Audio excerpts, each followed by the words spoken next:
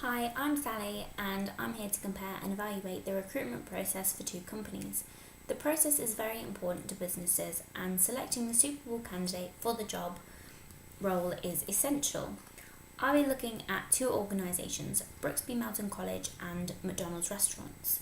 For both of these organisations, employees are the most essential asset as students/customers' satisfaction is directly dependent on the attitudes and abilities of the members of staff. I'll be looking at first identifying the vacancy, advertising, selection, interviewing and acceptance. Beginning with vacancy. The Brooksby recruitment process begins with first identifying whether there is a possible vacancy. The college steps in doing this are as followed. Firstly, the team manager identifies that there is a role requirement, therefore drafts a staffing request to senior management. This request must then go through vacancy control, in which they consider the request in terms of available finance for the increasing staff levels, and the principal must check that the request for the increase has sufficient justification. If this request is denied, then no vacancy is advertised. In contrast, McDonald's franchises are not required to request for a vacancy, but instead the franchise owner give each store the opportunity to hire.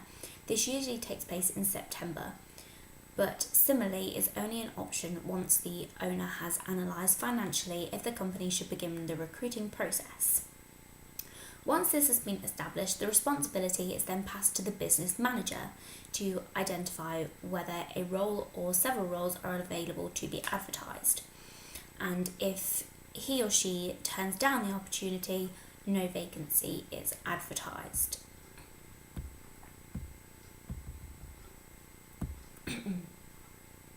In order to evaluate, a conclusion of which process is more beneficial is needed. In this case, the profitable organisation has much more stability in terms of finance, therefore greater opportunity to expand its staffing level. Therefore, their process of setting profit-based targets is essential. It's identified that teachers are at the basis of the college success, therefore making sure vacancies can be made available should be of higher importance to improve the college's performance. It is challenging for these companies to be compared because the college is a non-profitable organisation, whereas McDonald's sets strategies which are primarily profit-based. But this is where the contrast occurs. McDonald's are able to use their profits to invest in developing and expanding the business, meaning the amount of funds available are based on the success of the company in the previous period. If McDonald's meets all its targets, then profit is guaranteed. In contrast, the college must justify employing new staff, which may be irrelevant if finance is unavailable. The government provides funds to the sector, such as school and colleges like Brooksby. If cuts to the sector are made, then expanding the staffing level is less likely. Within the college budget, they must consider many aspects, such as repairs to the college, trips, etc. Once the fundamental costs have been exerted, only then may employing be an option. I think this is a very inefficient way of hiring, because if improving the staffing level is necessary to improve the performance of the school and the quality of its students, then this should definitely be more of a higher importance, and the government should take this into account. Moving on to advertising, if a vacancy is made available. At the college, the team manager is in charge of advertising job vacancies, beginning with advert description, person specification and job description, although all aspects must be sent to Human Resources Department to proofread and approve all the aspects to ensure they're suitable and effective. Similarly, when McDonald's begin its recruitment process, the responsibility is primarily that of the assistant manager of each store. This person completes a draft of the advert including restaurant description, job requirements and the attributes required for the role, which must then be approved by the business manager. Despite the difference in titles, both organisations use authorisation from multiple sources to guarantee the advert's effectiveness. HR personnel, the assistant manager, then adds this to the website as well as in the local job centre and advertising in the restaurant. The McDonald's recruitment history shows that in-store advertising is the best method of hiring quality staff, for example, people that live locally and or friends of existing employees. Both organisations place the responsibility of advertising on a highly qualified member of staff. Their acquired experience and knowledge of the company therefore can identify the advertising which will attract the most suitable applicant for the job. I would conclude that McDonald's have a more efficient approach to advertising as they review their recruitment history to allow them to identify where specifically how they can advertise to target the correct candidate. Again, as they are a profit organisation, they have many more resources in terms of advertising. Further and more high profile advertising would be too expensive for the college. And now moving on to selection. Once a set amount of days have passed, human resources will conduct an initial filter based on person specification. This is for the college, as this is one of the aspects outlined in their advert. This focuses primarily on qualifications and experience, and the team manager then puts the application through a second filter. Once the selection has been made, the team manager sends the list to the HR department to schedule interviews. In contrast, the business manager has the responsibility of selection. As previously mentioned, McDonald's aim to hire those who live locally. This may be a result of having longer opening hours, so it ensures access to work, but maybe as part of an agreement with the local council to improve employment levels in the area. Despite this being an aspect, the filter must also include reference to job requirements to not only ensure they have easy access to work, but they are suitable for the job once they arrive. The manager must also assess their attributes to predict how well the individual will fit in with the culture and environment in the restaurant. Despite both companies using several filters to approve each applicant, I would conclude that the Brooksby can more accurately dictate which candidate is more suitable, because their human resources department is much more extensive than simply the manager in the McDonald's restaurants. As the college can gather more opinions in regards to the applicants, they may have a more rounded and less biased approach to selection. Both processes are time consuming, but they must ensure sufficient checks are completed prior to selection.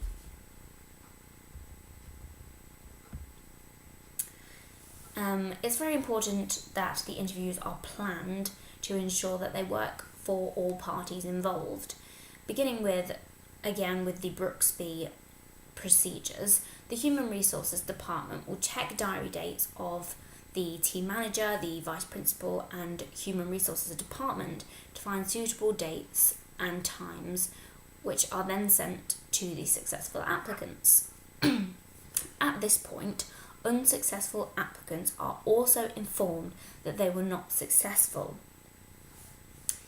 In terms of dates, the manager has responsibility to discuss with the assistant manager and others it may affect what date should be suitable for the McDonald's restaurant. For example, when they have sufficient cover to ensure there is no disruption to service.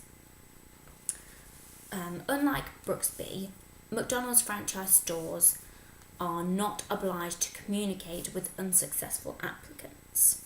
In terms of evaluation, both organisations have effective means of organisation in regards to when and where interviews will take place to ensure it's not of inconvenience to any parties involved.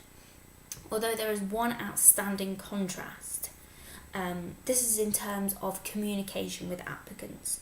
Brooksby have a much more respectful and friendly approach in which they contact even the unsuccessful applicants. Even though this may be time consuming in some circumstances, this provides closure for the applicants so they're not waiting for news unnecessarily, and it also retains a good relationship between the college and the applicants, so if another position was to arise that they are more suitable for, then they are not hindered by the previous applying. McDonald's approach could make the company appear ignorant and discourage applicants from applying should another vacancy occur. I would suggest a form of communication, even as simple as a generic email to unsuccessful candidates to inform them of the circumstances and just to avoid insulting them. Now, the actual interview process. The interviews for Brooksby College are quite formal. At interviews, all candidates are asked the same questions with the interview panel, and they are recorded, and then the interview panel will grade the answers. The idea of the panel is useful in avoiding biases.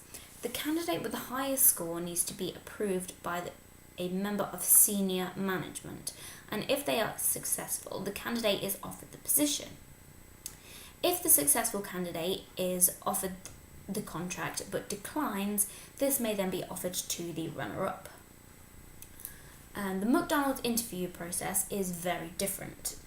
Their interviews take place on a more casual one-to-one basis. This usually occurs between the applicant and a member of senior management, being the business manager, assistant manager, or franchise coordinator. Despite this meaning biases may occur, it reduces pressure on the applicant, meaning they are more likely to demonstrate their personality. One of the vital ingredients for an employee is be you. Therefore, this relaxed layout allows them to express themselves.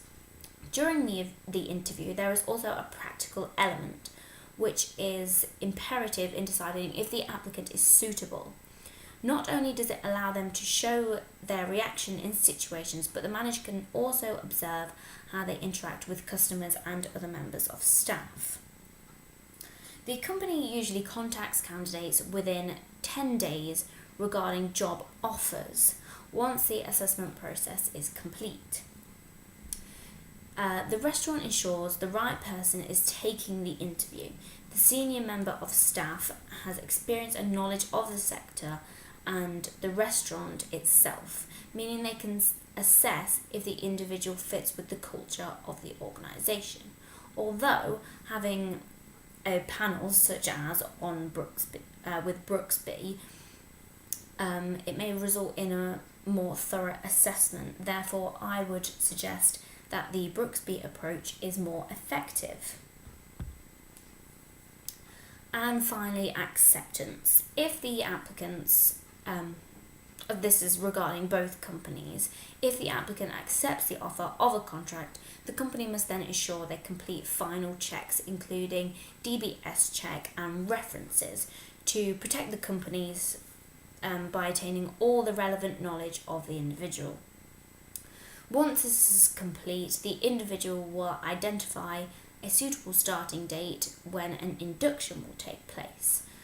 For Brooksby, it's organised by Human Resources Department, and for McDonald's, it will probably be a more senior member of the team. The acceptance process is just a stage of recruitment, which is the formality. Paperwork and things will take place either simply prior to this, or during this period, or slightly after. Thank you.